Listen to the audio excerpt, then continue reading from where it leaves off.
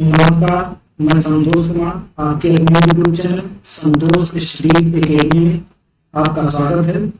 आज हम लोग करंट अफेयर पढ़ेंगे। तो चलिए आज की क्लास की शुरुआत करते हैं। आज का पहला प्रश्न है, हाल ही में विश्व बांस दिवस कब मनाया गया? 16 सितंबर को मनाया गया है या 18 सितंबर को मनाया गया है या 17 सितंबर को मनाया गया? तो 18 सितंबर को प्रत्येक वर्ष विश्व बांस दिवस मनाया जाता है।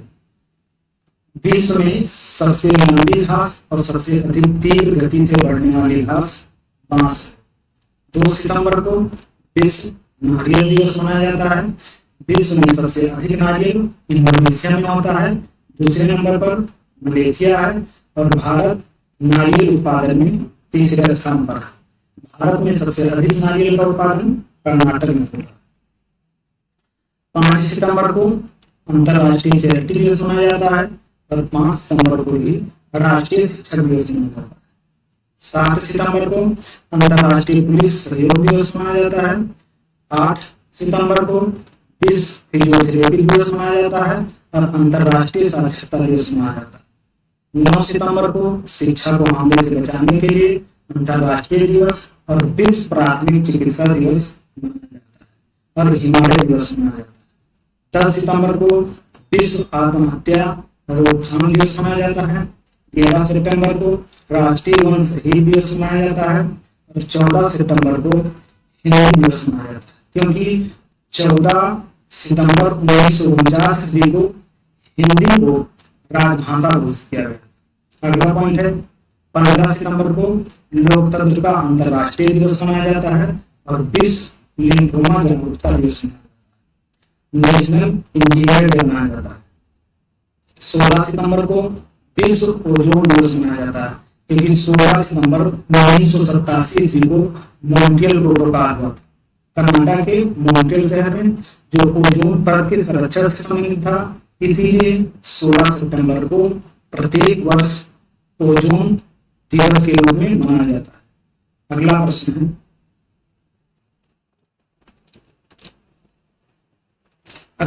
है, हाल ही में किस देश ने 8वीं बार एशिया कप जीता? श्रीलंका ने जीता है या भारत ने जीता है या पाकिस्तान ने जीता है या बांग्लादेश ने जीता है? तो भारत ने श्रीलंका को हराकर 8वीं बार एशिया कप जीता।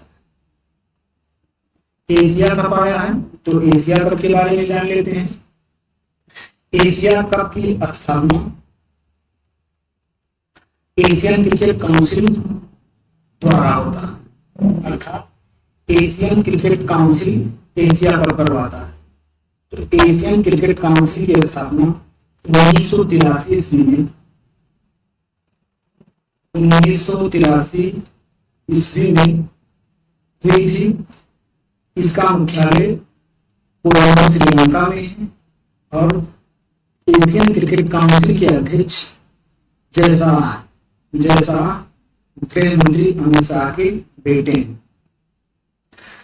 इसका पहला टूर्नामेंट अर्थात एशिया कप का पहला टूर्नामेंट 1984 ईस्वी में संयुक्त अरब अमीरात में हुआ था, जिसमें भारत विजयी हुआ था। एशिया कप 2023 का मेजबान देश पाकिस्तान और श्रीलंका है।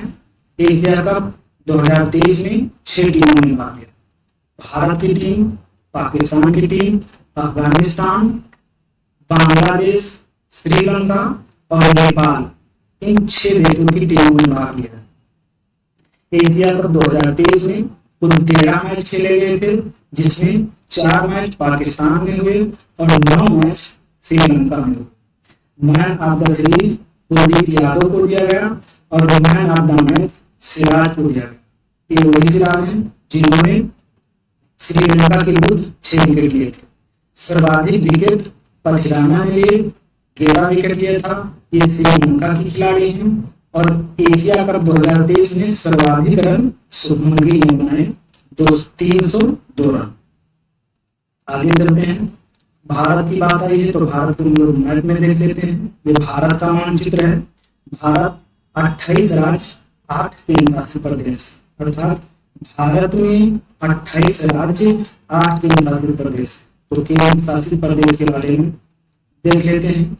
ये लद्दाख है, ये जम्मू कश्मीर है, और ये चंडीगढ़ है, दिल्ली है, ये दादरा नगर हवेली है, ये लक्षद्वीप है, और ये पुडुचेरी है, यहाँ अंडमान निकोबार द्वीप। तो लद्दाख, जम्मू कश्मीर, चंडीगढ़, नई दिल्ली, दादरा नगर हवेली और दमन दीव, लक्षद्वीप, पुडुचेरी और अंडमान निकोबार, ये 8 केंद्र शासित प्रदेश और 28 राज्य। भारत के 7 पड़ोसी देश, अर्थात भारत की स्थलीय सीमा 7 देशों से लगती है। यह एक बांग्लादेश, दूसरा है म्यांमार, तीसरा भूटान, चौथा नेपाल, पांचवा चीन, छठा पाकिस्तान और 7वां यहाँ पर अफगानिस्तान।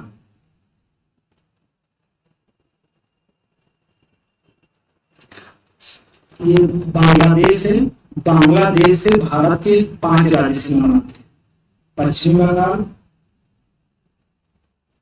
फिर असम या मेघालय, फिर असम, मतलब असम बांग्लादेश से 2 बार सीमा बनाता है। त्रिपुरा, मिजोरम, ये 5 राज्य हैं। इसको रिपीट कर लेते हैं। पश्चिम बंगाल, असम, मेघालय, त्रिपुरा और मिजोरम, ये 5 राज्य हैं जो बांग्लादेश से सीमा साझा करते हैं। अब आते हैं म्यांमार। तो म्यांमार से भारत के 4 राज्य सीमा बनाते हैं। अरुणाचल प्रदेश, नागालैंड, मणिपुर और मिजोरम। रिपीट कर लेते हैं। अरुणाचल प्रदेश, नागालैंड, मणिपुर, मिजोरम, ये 4 राज्य म्यांमार से सीमा बनाते हैं। ये भूटान है। भूटान से भी 4 राज्य सीमा बनाते हैं। अरुणाचल प्रदेश, असम, पश्चिम बंगाल और सिक्किम। रिपीट कर लेते हैं। अरुणाचल प्रदेश, असम, पश्चिम बंगाल और सिक्किम, ये 4 राज्य भूटान से सीमा बनाते हैं। ये नेपाल है। नेपाल से भारत के 5 राज्य सीमा बनाते हैं। सिक्किम, पश्चिम बंगाल और ये बिहार, यहाँ उत्तर प्रदेश और ये उत्तराखंड, ये 5 राज्य हैं जो नेपाल से सीमा साझा करते हैं। ये चीन है। चीन से भारत के 4 राज्य, 1 केंद्र शासित प्रदेश सीमा बनाता है। अरुणाचल प्रदेश, यहाँ सिक्किम और उत्तराखंड, हिमाचल प्रदेश और लद्दाख।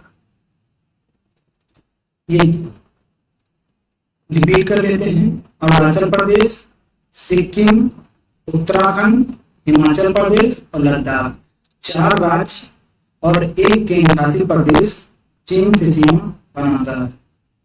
ये पाकिस्तान है। पाकिस्तान से भारत के 3 राज्य और 2 केंद्र शासित प्रदेश सीमा बनाते हैं। कौन कौन है? ये गुजरात है, और यहाँ राजस्थान है, और यहाँ पंजाब।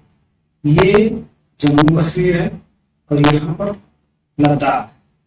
तो गुजरात, राजस्थान, पंजाब, ये 3 राज्य हो गए। जम्मू कश्मीर और लद्दाख, ये 2 केंद्र शासित प्रदेश। ये 3 राज्य और 2 केंद्र शासित प्रदेश पाकिस्तान से सीमा साझा करते हैं। ये अफगानिस्तान है। अफगानिस्तान से मात्र लद्दाख सीमा साझा करते हैं। सबसे अधिक सीमा पश्चिमी बंगाल मिलाता है बांग्लादेश से 4096 किलोमीटर, और सबसे कम सीमा लद्दाख की लगती है अफगानिस्तान से लगभग 106 किलोमीटर। ये भारत की तटीय रेखा,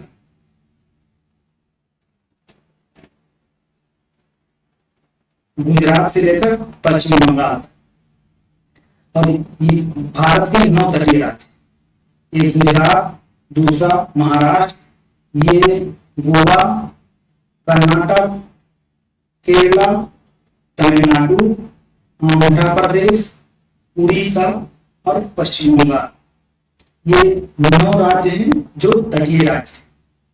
पश्चिम यहाँ गुजरात से पश्चिम बंगाल तक ये जो तटीय रेखा है इसकी लंबाई 6100 किलोमीटर है और इसमें 9 राज्य आते हैं। ये जो गुजरात से तटीय रेखा गोवा तक, इसे कोंकण तट कहते हैं। और फिर गोवा से कर्नाटक, अर्थात कर्नाटक के तट को कन्नड़ तट कहते हैं। केरला के तट को मालाबार तट कहते हैं।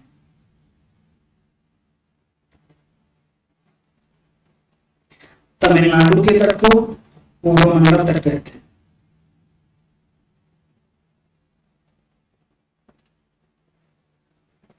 और ये उड़ीसा के तट को उत्कल तट या उत्तरी सरकार तट कहते हैं।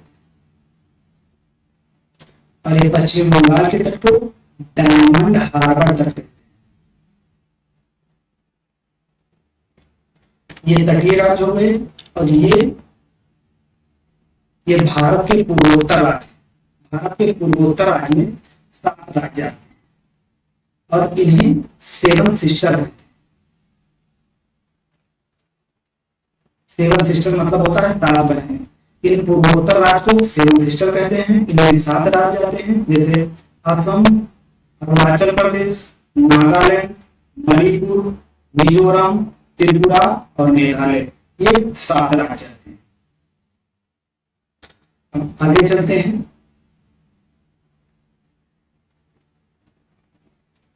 अगला प्रश्न है, हाल ही में कौन सी राज्य सरकार नमो गैरा सूत्रीय कार्यक्रम लागू करेगी? उड़ीसा सरकार, महाराष्ट्र, कर्नाटक या इनमें से कोई नहीं? तो महाराष्ट्र सरकार नमो गैरा सूत्रीय कार्यक्रम की घोषणा प्रधानमंत्री मोदी के जन्म दिवस पर। महाराष्ट्र राज्य आया है तो महाराष्ट्र राज्य के बारे में जानकारी कर लेते हैं। महाराष्ट्र की राजधानी मुंबई है। महाराष्ट्र के मुख्यमंत्री एकनाथ शिंदे हैं। महाराष्ट्र के उप मुख्यमंत्री,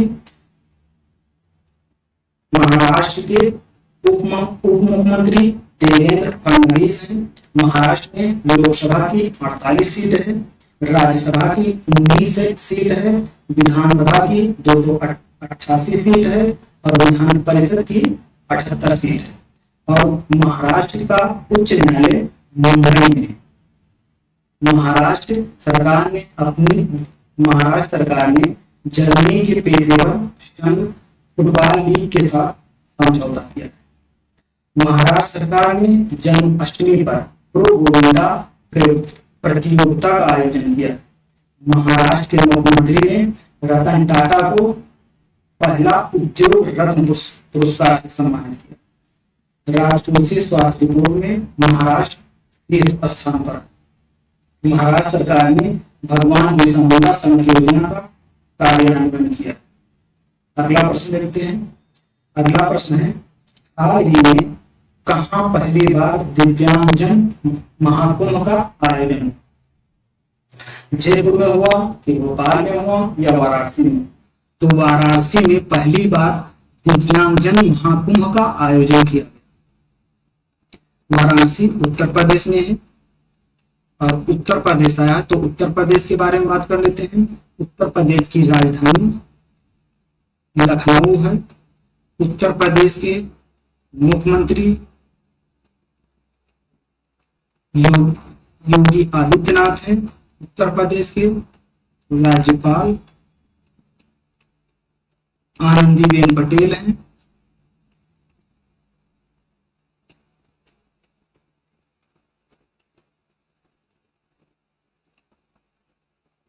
उत्तर प्रदेश में लोकसभा सीट 80 है, राज्यसभा सीट 31 है, विधानसभा सीट 403 है और विधान परिषद सीट 100 है। उत्तर प्रदेश की राजधानी लखनऊ है। उत्तर प्रदेश के मुख्यमंत्री योगी आदित्यनाथ हैं। उत्तर प्रदेश के राज्यपाल आनंदीबेन पटेल है। उत्तर प्रदेश में लोकसभा की 80 सीट है, राज्यसभा की 31 सीट है, विधानसभा की 403 है और विधान परिषद की 100 सीट है। उत्तर प्रदेश का उच्च न्यायालय यानी कि हाई कोर्ट इलाहाबाद में है और खंडपीठ लखनऊ में। उत्तर प्रदेश का हाई कोर्ट इलाहाबाद में है और खंडपीठ लखनऊ में। अगले प्रश्न पर चलते हैं।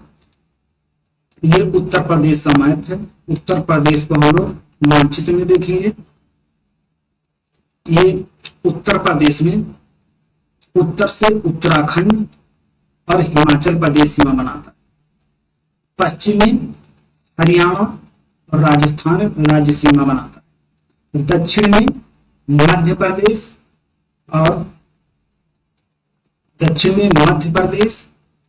और छत्तीसगढ़ सीमा बनाता है। पूरब में बिहार और झारखंड सीमा बनाता है और ये नेपाल है।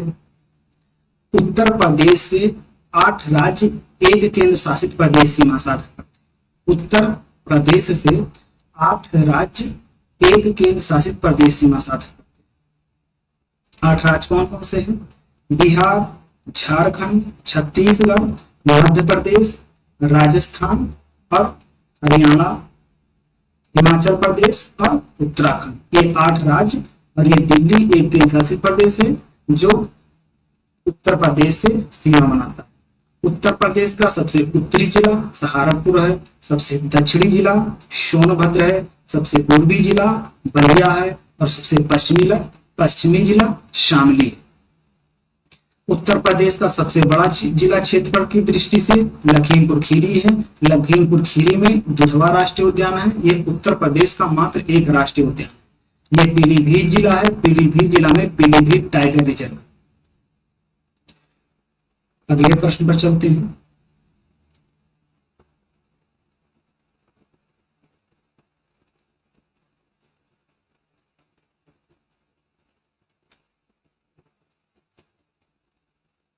अगला प्रश्न है, हाल ही में सिंगापुर ग्रैंड प्रिक्स 2023 किसने जीती? लैंडो नॉरिस ने जीती है या कार्लोस साइंज ने जीती है या मैक्स ने जीती? तो कार्लोस साइंज ने सिंगापुर ग्रैंड प्रिक्स 2023 का खिताब जीता। अगले प्रश्न पर चलते हैं। अगला प्रश्न है, हाल ही में कौन सी राज्य सरकार अवशेष मुक्त बासमती चावल की खेती का पायलट प्रोजेक्ट शुरू करेगी? हरियाणा, महाराष्ट्र, पंजाब। तो पंजाब सरकार अवशेष मुक्त बासमती चावल की खेती का पायलट प्रोजेक्ट शुरू करेगी। पंजाब आया है तो पंजाब के बारे में बात कर लेते हैं। पंजाब की राजधानी चंडीगढ़ है। पंजाब के मुख्यमंत्री भगवंत मान हैं। पंजाब के राज्यपाल बनवारी लाल पुरोहित हैं। पंजाब में लोकसभा की 13 सीट है और राज्यसभा की 7 सीट है। विधानसभा की 117 सीट है और पंजाब का उच्च न्यायालय पंजाब और हरियाणा उच्च न्यायालय है जो चंडीगढ़ में स्थित है। पोषण और जागरूकता सूचकांक 2023 में पंजाब शीर्ष पर रहा है। पंजाब सरकार ने सभी स्थानीय सरकारी निकायों को भंग कर दिया। अनुराग वर्मा पंजाब के नए मुख्य सचिव बने हैं। चलने का अधिकार अर्थात राइट टू वॉक को लागू करने वाला भारत का पहला राज्य पंजाब है। पहला राज्य स्तरीय झीला मेला पंजाब में शुरू किया गया। उत्तर प्रदेश की सबसे बड़ी तैरती हुई सौर परियोजना का उद्घाटन चंडीगढ़ में किया गया। राखी गुप्ता भंडारी ने पंजाब के राज्यपाल के प्रधान सचिव का पद संभाला है। अगले प्रश्न पर चलते हैं। अगला प्रश्न है, हाल ही में कहां स्थित शांति निकेतन को यूनेस्को ने अपनी विश्व धरोहर सूची में शामिल किया है? मालदा में स्थित है या वीरभूमि में स्थित है या नाडिया में स्थित है या इनमें से कोई नहीं? तो वीरभूमि में शांति निकेतन स्थित है जिसको यूनेस्को ने अपनी विश्व धरोहर सूची में शामिल किया। अगला प्रश्न है, हाल ही में किस राज्य सरकार के मुख्यमंत्री ने मुख्यमंत्री श्रमिक कल्याण योजना की घोषणा की? गुजरात ने या राजस्थान ने या अरुणाचल प्रदेश ने या इनमें से कोई नहीं? तो अरुणाचल प्रदेश राज्य ने मुख्यमंत्री श्रमिक कल्याण योजना की घोषणा की है। अरुणाचल प्रदेश आया है, तो अरुणाचल प्रदेश के बारे में समझ लेते हैं। अरुणाचल प्रदेश की राजधानी ईटानगर है। अरुणाचल प्रदेश के मुख्यमंत्री पेमा खांडू हैं। अरुणाचल प्रदेश के राज्यपाल कैवल्य पटनायक हैं। अरुणाचल प्रदेश में लोकसभा की 2 सीट है और राज्यसभा की 1 सीट है, विधानसभा की 60 सीट है। भारतीय सेना और बीआरओ ने अरुणाचल प्रदेश के अंजो जिले में पेली ब्रिज का उद्घाटन किया। अरुणाचल प्रदेश की जिन्ना लेगो ने इंटरप्रेन्योर चैलेंज 2022-23 का खिताब जीता है। अरुणाचल प्रदेश में पहले गैस इंसुलेटेड सब स्टेशन का उद्घाटन किया गया है।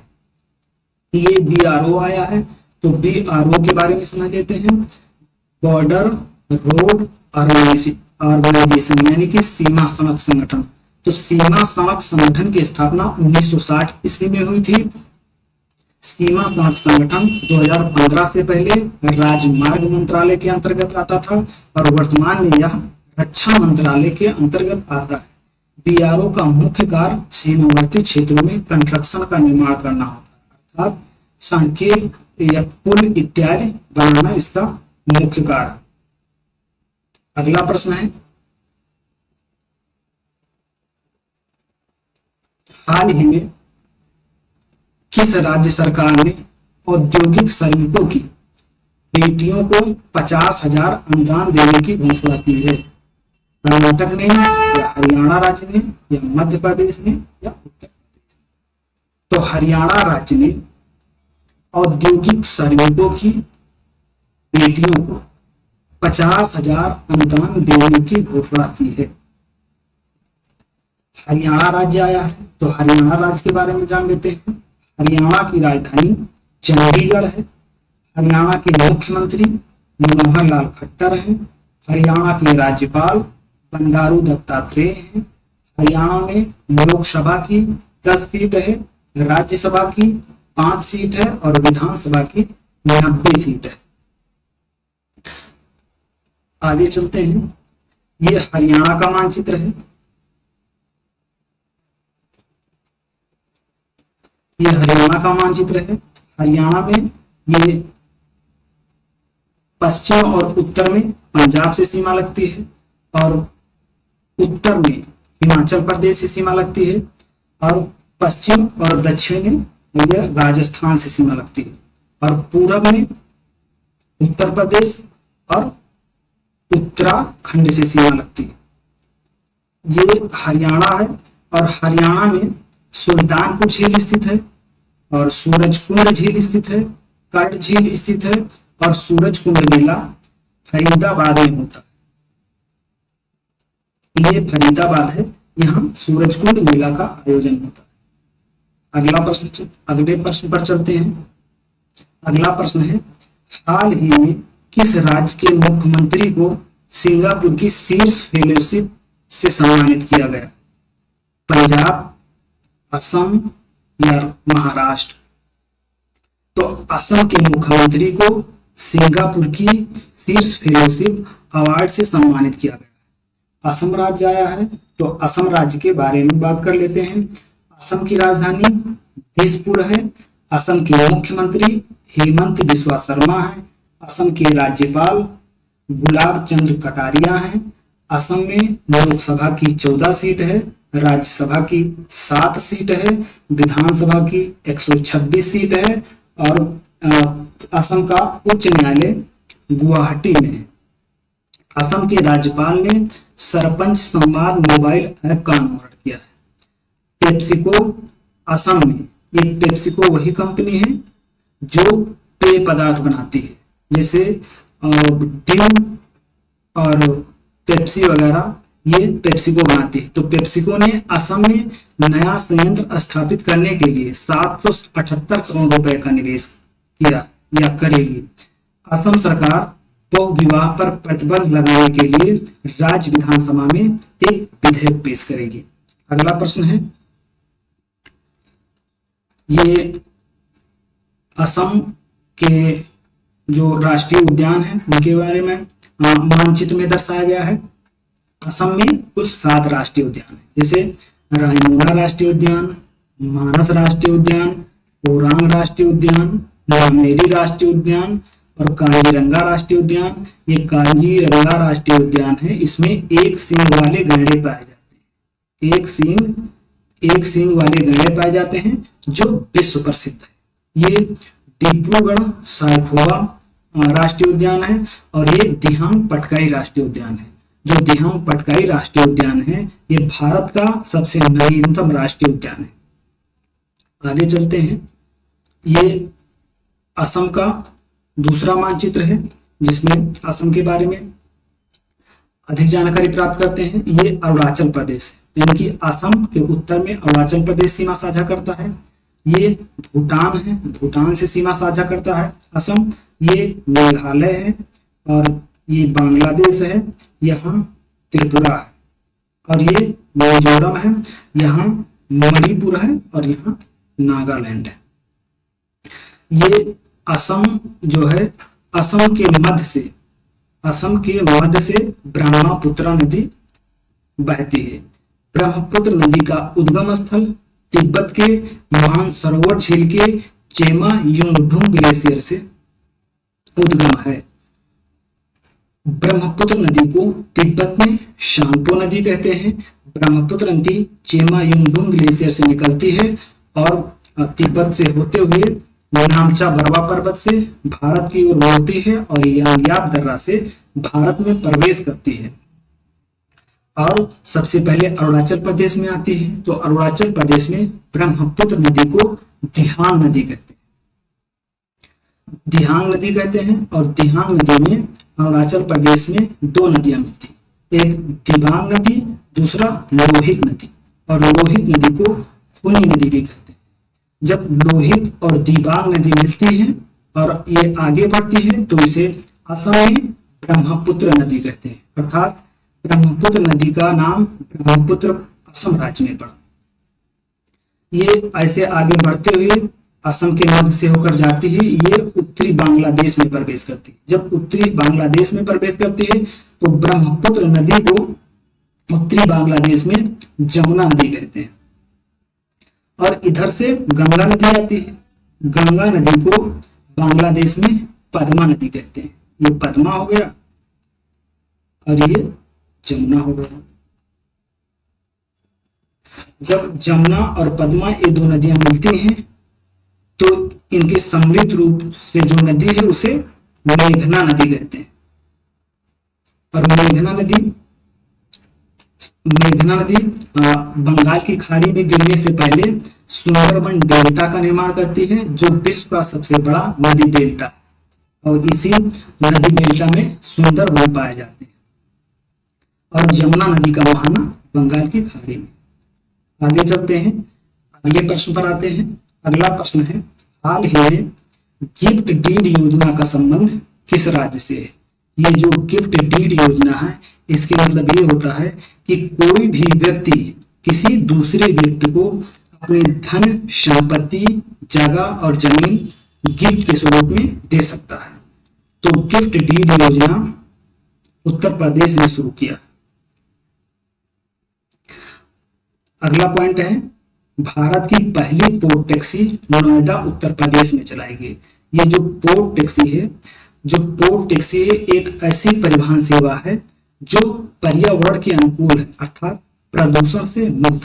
अगला पॉइंट है, उत्तर प्रदेश राज्य ने सरकारी वाहन को इलेक्ट्रिक वाहन में परिवर्तित करने का लक्ष्य 2030 रखा। मतलब उत्तर प्रदेश सरकार यानी कि उत्तर प्रदेश राज्य 2030 तक जितने भी सरकारी वाहन हैं उन्हें इलेक्ट्रिक वाहन में परिवर्तित कर देगी। उत्तर प्रदेश आया है तो उत्तर प्रदेश के बारे में हम बात कर चुके हैं, तो आगे बढ़ते हैं। अगला प्रश्न है, हाल ही में यूनेस्को की विश्व धरोहर सूची में शामिल होने वाला 42वां भारतीय स्थल कौन सा है? शांति निकेतन है, या होयसल मंदिर है, या धौलावीरा है, या कापे रुद्रेश्वर मंदिर है? तो 42वां जो यूनेस्को की विश्व धरोहर में शामिल है वो होयसल मंदिर है। कापे रुद्रेश्वर मंदिर ये 39वां धरोहर है, धौलावीरा ये 40वां धरोहर है, होयसल मंदिर ये 42वां धरोहर और शांति निकेतन ये 41वां धरोहर। काकतीय रुद्रेश्वर मंदिर तेलंगाना में स्थित है, धौलावीरा ये गुजरात में स्थित है, धौलावीरा जो है ये हड़प्पा सभ्यता स्थल है, होयसल मंदिर कर्नाटक में स्थित है और शांति निकेतन पश्चिमी बंगाल में स्थित है। शांति निकेतन की स्थापना 1901 ईस्वी में, शांति निकेतन की स्थापना 1901 ईस्वी में गुरुदेव रविंद्रनाथ टैगोर ने की थी। आगे चलकर शांति निकेतन 1921 ईस्वी में विश्व भारती विश्वविद्यालय के रूप में परिवर्तित हो गया। अगला प्रश्न है, ये यूनेस्को आया है तो यूनेस्को के बारे में बात कर लेते हैं। ये यूनेस्को का लोगो है, United Nations Educational Scientific and Cultural Organization. दोबारा से रिपीट कर लेते हैं, United Nations Educational Scientific and Cultural Organization. इसे हिंदी में संयुक्त राष्ट्र शैक्षिक वैज्ञानिक एवं सांस्कृतिक संगठन कहते हैं। यूनेस्को की स्थापना 16 नवंबर 1945 ईस्वी में हुई थी। यूनेस्को की स्थापना 16 नवंबर 1945 ईस्वी में हुई थी और यूनेस्को का मुख्यालय पेरिस फ्रांस में स्थित है। यूनेस्को में 194 सदस्य देश हैं और 12 सहयोगी देश हैं और भारत 1946 ईस्वी में यूनेस्को में शामिल हुआ। यूनेस्को में भारत के कुल 42 विश्व धरोहर शामिल है। 42 में से 34 जो धरोहर हैं ये सांस्कृतिक हैं और 7 धरोहर प्राकृतिक है और 1 धरोहर मिश्रित है।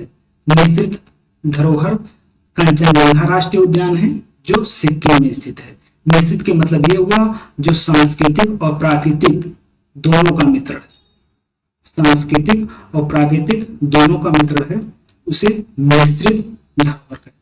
तो वो कंचनजंगा राष्ट्रीय उद्यान है। आज की क्लास समाप्त हुई और आज के लिए इतना ही। फिर मिलते हैं अगली क्लास में। तब तक के लिए नमस्कार, जय हिंद, गुड बाय।